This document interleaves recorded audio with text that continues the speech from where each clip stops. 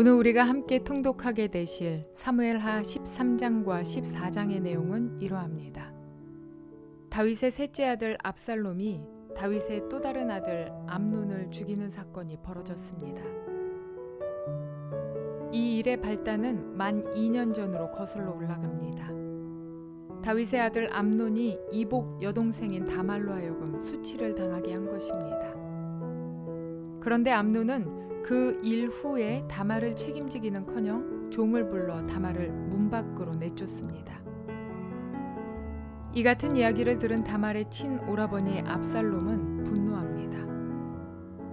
그리고 2년 동안 조용히 기회를 엿보다가 결국 치밀한 계획 끝에 암논을 죽입니다. 그 후 압살롬이 그술로 도망한 지 3년, 예루살렘에 돌아온 지 2년, 총 5년 만에 다윗과 압살롬의 재회가 이루어집니다.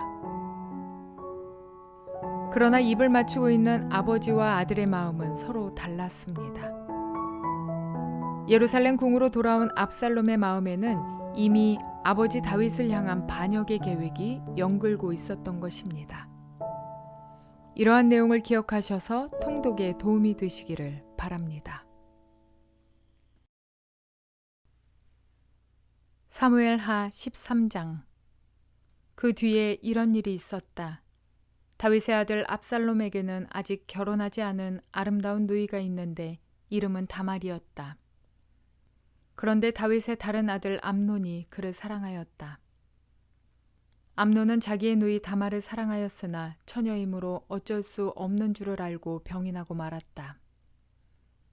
암논에게는 요나답이라고 하는 친구가 있었는데 그는 다윗의 형 시므아의 아들이다. 요나답은 아주 교활한 인물이었다. 마침 그가 암논에게 물었다. 왕자님, 나날이 이렇게 안색이 수척해지시는데 웬일이십니까? 나에게 그 까닭을 알려주지 않으시겠습니까? 암논이 그에게 말하였다. 나의 아우 압살롬의 누이 다말을 내가 사랑하고 있기 때문이요. 그러자 요나답이 그에게 제안하였다. 왕자님은 침상에 누워서 병든 채 하십시오. 부하께서 문병하러 오시면 누이 다말을 보내달라고 하십시오. 누이 다말이 와서 왕자님이 드실 음식을 요리하게 하면 좋겠다고 말씀하십시오. 다말이 왕자님 앞에서 음식을 요리하면 왕자님이 그것을 보면서 그의 손에서 직접 받아먹고 싶다고 말씀드리십시오. 그리하여 암논이 침상에 누워서 병든 채 하고 있으니 과연 다윗 왕이 그를 문병하러 왔다. 그때에 암논이 왕에게 요청하였다. 누이 다말을 보내주십시오. 제가 보는 앞에서 누이가 맛있는 빵 몇 개라도 만들어서 그것을 저에게 직접 먹여주게 하십시오. 다윗은 다말의 집으로 사람을 보내어서 지시하였다. 어서 내 오라비 암논의 집으로 가서 그에게 먹을 것을 좀 만들어 주어라. 다말이 자기의 오라버니 암논의 집으로 가서 보니 그가 침상에 누워 있었다. 다말이 밀가루를 가져다가 이겨서 그가 보는 앞에서 맛있는 빵 몇 개를 빚어 잘 구웠다. 그리고 다말이 냄비째 가져다가 암논 앞에서 그릇에 담아 주었으나 암논은 먹을 생각은 하지 않고 사람들을 다 밖으로 내보내라고 말하고는 사람들이 모두 밖으로 나간 뒤에 다말에게 말하였다. 그 빵을 이 침실로 가지고 들어와서 네가 손수 나에게 먹여다오. 그래서 다말은 손수 만든 빵을 들고 자기의 오라버니 암논의 침실로 들어갔다. 다말이 그에게 먹여주려고 다가서니 그는 다말을 끌어안고 함께 눕자고 하였다. 다말이 그에게 말하였다. 이렇게 하지 마십시오, 오라버니. 이스라엘에는 이러한 법이 없습니다. 제발 나에게 욕을 보이지 마십시오. 제발 이런 악한 일을 저지르지 말아 주십시오. 오라버니가 나에게 이렇게 하시면 내가 이런 수치를 당하고서 어디로 갈 수 있겠습니까? 오라버니도 또한 이스라엘에서 아주 정신 빠진 사람들 가운데 하나와 똑같이 되고 말 것입니다. 그러니 이제라도 제발 임금님께 말씀을 드려보십시오. 나를 오라버니에게 주기를 거절하지 않으실 것입니다. 다말이 이렇게까지 말하는데도 암논은 다말이 애원하는 소리를 들으려고 하지도 않고 오히려 더 센 힘으로 그를 눕혀서 억지로 욕을 보였다.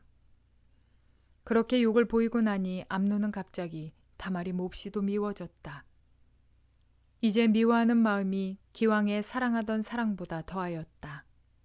암논이 그에게 당장 일어나 나가라고 소리를 버럭 질렀다. 그러자 다말이 암논에게 말하였다. 그렇게 하시면 안 됩니다. 이제 나를 쫓아내시면 이 악은 방금 나에게 저지른 악보다 더 큽니다. 그런데도 암논은 다말의 말을 들으려고 하지도 않고 오히려 자기의 시중을 드는 하인을 불러다가 명령하였다. 어서 이 여자를 내 앞에서 내쫓고 대문을 닫고서 빗장을 질러라. 암논의 하인은 공주를 바깥으로 끌어내고 대문을 닫고서 빗장을 질렀다. 그때 다말은 소매에 색동으로 술을 놓은 긴 옷을 입고 있었다. 공주들은 시집가기 전에는 옷을 그렇게 입었다. 이제 다말은 머리에 재를 끼얹고 입고 있는 색동 소매 긴 옷도 찢고 손으로 얼굴을 감싼 채로 목을 놓아 울면서 떠나갔다. 다말의 오라버니 압살롬이 다말을 보고 물었다. 내 오라비 암논이 너를 건드렸지? 얘야, 암논도 내 오라버니이니 지금은 아무 말도 입 밖에 내지 말아라. 이 일로 너무 근심하지 말아라. 그리하여 다말은 그의 오라버니 압살롬의 집에서 처량하게 지냈다. 다윗 왕은 이 이야기를 모두 듣고서 몹시 분개하였다. 압살롬은 암논이 누이 다말에게 욕을 보인 일로 그가 미웠으므로 암논에게 옳다거나 그르다는 말을 전혀 하지 않았다. 2해가 지난 어느 날 압살롬은 에브라임 근처의 바알 하솔에서 양털을 깎고 있었다. 그때 압살롬이 왕자들을 모두 초대하였다.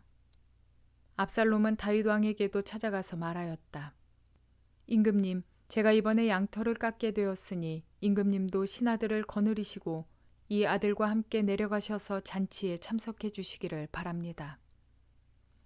왕이 압살롬에게 말하였다. 아니다, 내 아들아. 우리가 모두 따라가면 너에게 짐이 될 터이니 우리는 가지 않으마. 압살롬이 계속하여 간청을 하였지만 왕은 함께 가고 싶지 않아서 복을 빌어주기만 하였다. 그러자 압살롬이 말하였다.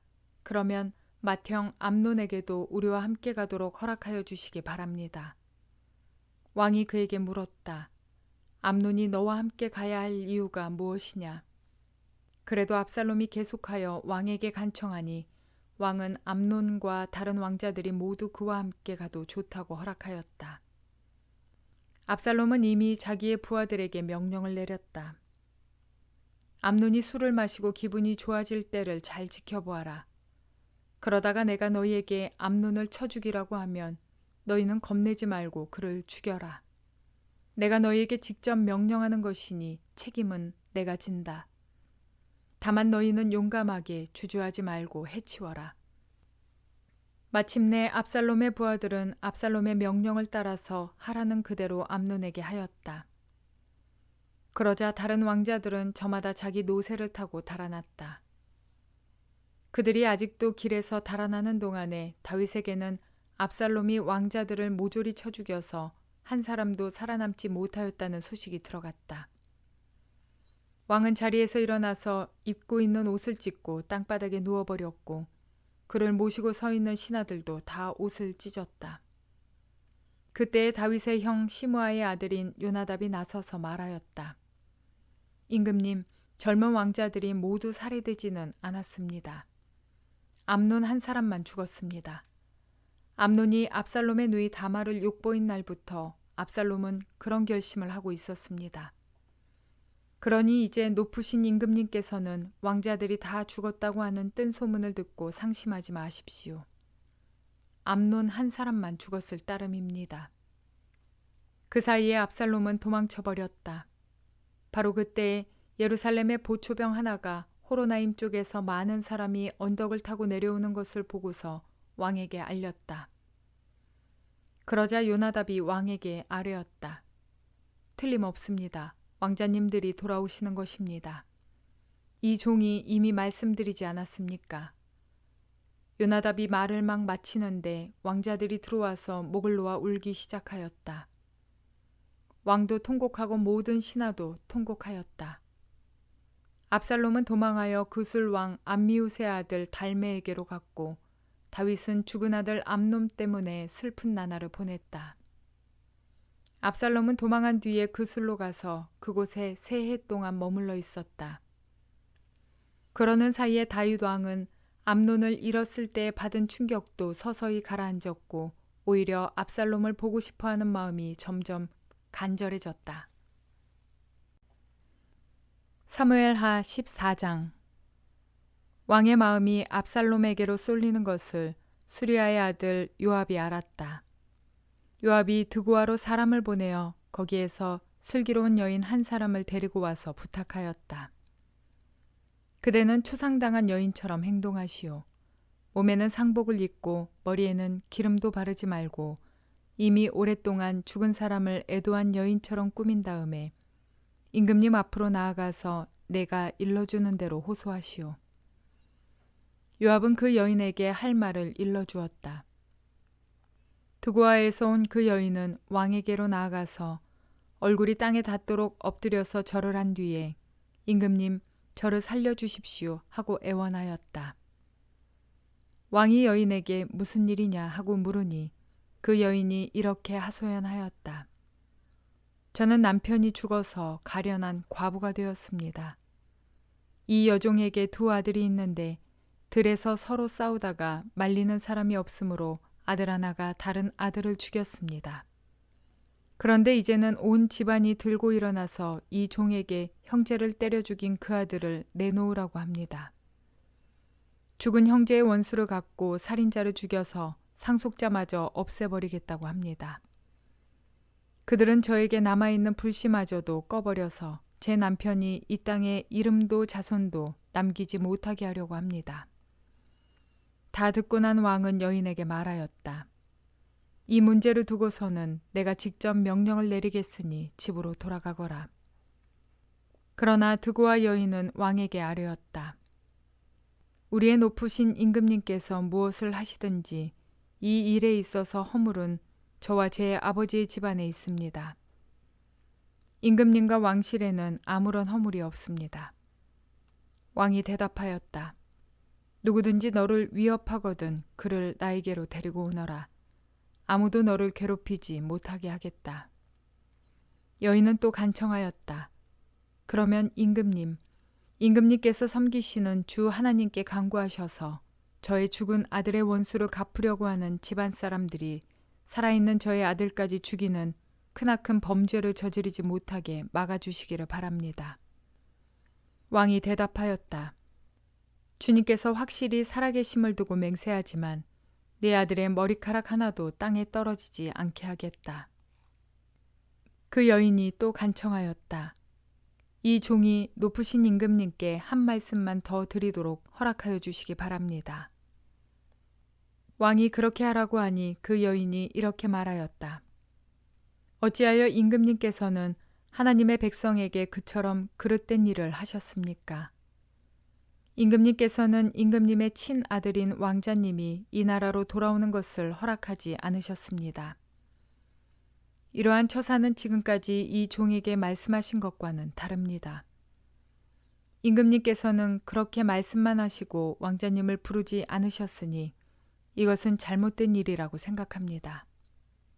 우리는 다 죽습니다. 땅에 쏟으면 다시 담을 수 없는 물과 같습니다. 그러나 하나님은 생명을 빼앗지 않으시고 방책을 베푸셔서 비록 내어 쫓긴 자라 하더라도 어떻게 해서든지 하나님께 버림받은 자가 되지 않게 하십니다.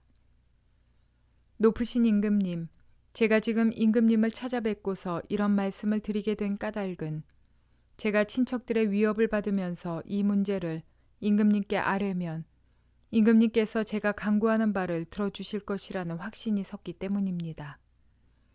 저희 집안 사람들이 저와 저의 아들을 죽이려 하고 하나님이 주신 이 땅에서 끊어버리려고 하지만은 임금님께서 저의 사정을 들어서 아시면 구원하여 주실 것이라고 생각하였습니다. 이 종은 또 높으신 임금님께서는 말씀으로 저를 안심시켜 주실 것이라고 믿었습니다. 임금님은 바로 하나님의 천사와 같은 분이시니까 저의 호소를 들으시고 선악을 가려내실 것이라고도 생각하였습니다. 임금님이 섬기시는 주 하나님께서 늘 임금님과 함께 계시기를 바랍니다. 마침내 왕이 그 여인에게 물었다. 너는 내가 묻는 말을 내 앞에서 조금도 숨기지 말고 대답하여라. 그 여인이 대답하였다. 높으신 임금님의 분부대로 하겠습니다. 왕이 물었다. 너에게 이 모든 일을 시킨 사람은 바로 요압이렸다. 여인이 대답하였다. 높으신 임금님, 임금님께서 확실히 살아계심을 두고 맹세하지만 높으신 임금님께서 무슨 말씀을 하시면 오른쪽으로든 왼쪽으로든 피할 길이 없습니다. 저에게 이런 일을 시킨 사람은 임금님의 신하 요압입니다. 그가 이 모든 말을 이 종의 입에 담아주었습니다. 왕자님의 일을 잘 되게 하여 보려고 임금님의 신하 요압이 이런 일을 꾸민 것은 사실입니다. 그러나 임금님께서는 하나님의 천사처럼 슬기로우심으로 일어난 모든 일을 다 아실 줄 압니다. 그러자 왕이 직접 요압에게 명령을 내렸다. 보시오, 내가 장군의 뜻대로 하기로 결심하였으니 가서 그 어린아이 압살롬을 데려오시오. 요압이 얼굴을 땅에 대고 절을 하면서 말하였다. 하나님께서 임금님께 복을 베푸시기를 빕니다. 높으신 임금님이 이 종의 간청을 이렇게 들어주시니 이 종이 임금님의 총애를 입은 줄을 오늘에서야 알았습니다. 그리고는 요압이 일어나 그술로 가서 압살롬을 데리고 예루살렘으로 왔다. 그러나 왕의 지시는 단호하였다. 그를 집으로 돌아가게 하여라. 그러나 내 얼굴을 볼 수 없다. 그리하여 압살롬은 아버지에게 인사도 하지 못하고 자기 집으로 돌아갔다. 온 이스라엘에 압살롬처럼 머리끝에서 발끝까지 흠잡을 데가 하나도 없는 미남은 없다고 칭찬이 자자하였다. 그는 머리숱이 많아 무거워지면 해마다 연말에 한 번씩 머리를 깎았는데 머리를 깎고 나서 그 머리카락을 달아보면 왕궁 저울로 200세겔이나 되었다. 압살롬에게는 아들 셋과 딸 하나가 있었다. 그 딸의 이름은 다말인데 생김새가 아주 예뻤다. 압살롬은 예루살렘으로 돌아와서 2해를 지냈는데도 왕의 얼굴을 한 번도 뵙지 못하였다. 압살롬이 요압을 왕에게 보내보려고 요압에게 사람을 보냈으나 요압은 압살롬을 방문하지 않았다. 2번째로 다시 사람을 보냈으나 그는 여전히 오지 않았다. 그러자 압살롬이 자기의 종들을 불러다가 지시하였다. 내 밭 곁에 요압의 밭이 있다. 그가 거기에 보리 농사를 지어 놓았으니 너희는 가서 그 밭에다가 불을 질러라. 그래서 압살롬의 종들이 그 밭에 불을 질렀다. 그러자 요압이 압살롬의 집으로 찾아가서 따졌다. 어찌하여 종들을 시켜 나의 밭에다가 불을 질렀습니까? 압살롬이 요압에게 대답하였다. 이것 보시오. 나는 이미 장군에게 사람을 보내어서 좀 와달라고 부탁을 하였소. 장군을 임금님께 보내어서 나를 왜 구술에서 돌아오게 하였는지 여쭈어보고 싶었소. 여기에서 이렇게 살 바에야 차라리 그곳에 그대로 있는 것이 더욱 좋을 뻔하였소. 이제 나는 임금님의 얼굴을 뵙고 싶소. 나에게 아직도 무슨 죄가 남아있으면 차라리 죽여달라고 하더라도 말씀을 드려주시오. 그래서 요압이 왕에게 나아가서 이 일을 상세히 아뢰니 왕이 압살롬을 불렀다. 압살롬이 왕에게 나아가서 왕 앞에서 얼굴이 땅에 닿도록 절을 하자 왕이 압살롬에게 입을 맞추었다. 압살롬과 암논의 칼부림 사건은 사무엘하 11장에서 다윗이 뿌린 죄의 씨앗이 가져온 열매라고 성경은 말합니다. 사무엘하 13장 1절은 그 후에 이 일이 있으니라 라는 구절과 함께 다윗에게 내려진 남은 2가지 처벌에 관한 예언 중에 하나도 현실이 되는 중입니다. 첫 번째 처벌인 다윗과 밧세바 사이에 출산한 아이는 이미 죽었습니다. 즉 다윗의 집에 칼이 떠나지 않는 것, 그것이 그 두 번째 처벌인 것입니다.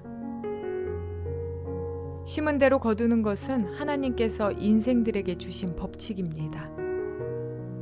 다윗이 뿌린 죄의 씨앗이 더 큰 비극을 불러오는 것을 볼 때 우리의 인생에서 어떤 씨앗을 뿌리며 살아야 할지 고민하지 않을 수 없습니다. 그러나 성경은 우리에게 죄의 열매, 육체의 열매가 아닌 성령의 열매를 맺으며 살아갈 것을 명령하십니다. 그러나 우리는 이 사건을 보며 암논과 압살롬은 아무 죄가 없이 그저 다윗의 죄의 대가요, 그의 죄의 열매 때문이라며 핑계댈 수는 없습니다. 압살롬의 분노는 우리 보통 사람들이 충분히 이해할 만한 일일 수 있지만 그의 살인의 결과까지 정당화될 수는 없기 때문입니다. 또한 그는 우발적인 사고와는 다르게 그 분노를 참지 못하고 치밀함 속에서 2년이라는 시간 동안 살인을 계획하고 실행했습니다. 그 죄는 그것에서 멈추지 않고 아버지 다윗을 반역하기 위한 마음으로 치달았습니다. 사실 양털 깎는 축제부터 아버지를 초대하는 것을 볼 때 아마도 그때부터도 압살롬은 모두를 살해할 계획이었을 것입니다. 물론 다말을 범한 것은 암논이지만 아버지의 처사에도 분노했을 것입니다. 그러한 사건을 알고도 보낸 것은 아니지만 다말이 아버지의 명령에 따라 암논의 처소로 갔고 암논이 누이 다말을 욕보인 사실을 알면서도 다윗이 암논에 대한 어떤 처벌도 행하지 않았기 때문입니다. 그러나 이 모든 사건이 다윗의 범죄에 대한 처벌로 하나님이 암논의 마음을 악하게 하시고 압살롬의 분노를 발현시키신 일이라고 생각하시면 또 안 됩니다. 왜냐하면 여러 번 말씀드리지만 하나님께서는 죄를 조장하시는 분이 아니시기 때문입니다. 옳지 못한 행동을 따라 죄가 우리를 지배할 때 우리는 주님께 간구하며 말씀으로 승리할 수 있는 존재들입니다. 창세기의 첫 번째 살인자 가인을 향해 하나님께서 이렇게 말씀하신 적이 있습니다. 창세기 4장 7절입니다. 네가 올바른 일을 하였다면 어찌하여 얼굴빛이 달라지느냐. 네가 올바르지 못한 일을 하였으니 죄가 너의 문에 도사리고 앉아서 너를 지배하려고 한다. 너는 그 죄를 잘 다스려야 한다 입니다. 그 죄를 다스릴 수 있는 방법은 오직 말씀뿐입니다. 우리는 이 세상에서 어떤 씨앗을 뿌리며 살아가고 계실까요? 죄악의 뿌리가 아닌 말씀의 뿌리가 내 삶을 지배하여 살아갈 수 있도록 좋은 땅이 되어야겠습니다. 그러므로 옥토와 같은 마음을 기경하시는 저와 여러분 모두가 되시기를 주님의 이름으로 축원을 드립니다.